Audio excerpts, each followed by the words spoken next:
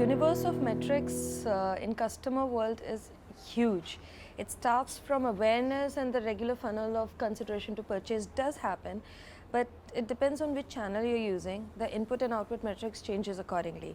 The most important metric that is relevant for us is if there is a visit, how many are visiting a product page, how many are viewing the product page. For our customer, engagement holds as the relevant metric from branding. If there is engagement, then there is intent, and once intent happens, conversions happen. Personalization is a proven technology, and it's just a scratching surface state.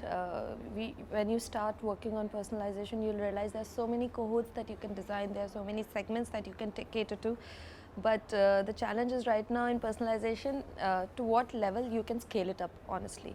And what we do at the current scenario is we have our own internal dashboards, own internal measurements to define those cohorts which are relevant, and then we tie it up to each channel's reach. So the channels that we predominantly follow are the social networks, which are likes of Insta and all.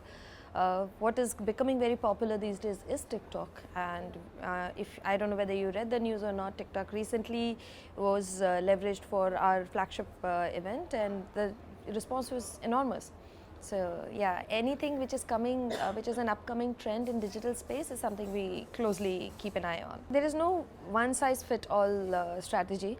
It changes from situation to situation because it's a platform. Ultimately, e-commerce is a platform where you're entailing many other categories, and each category has its own diversity.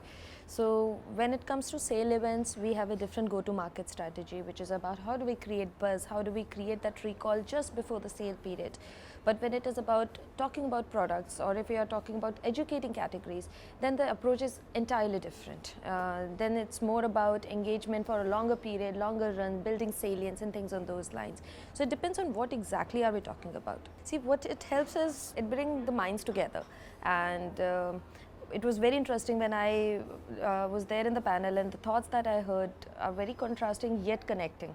So it is useful from that perspective, that whenever we have some notions in our head, it is needed that we need some validations over and above the experiments that we do, and it can only happen when people share their experiences. The summit helped me get that kind of leverage, so I would appreciate that.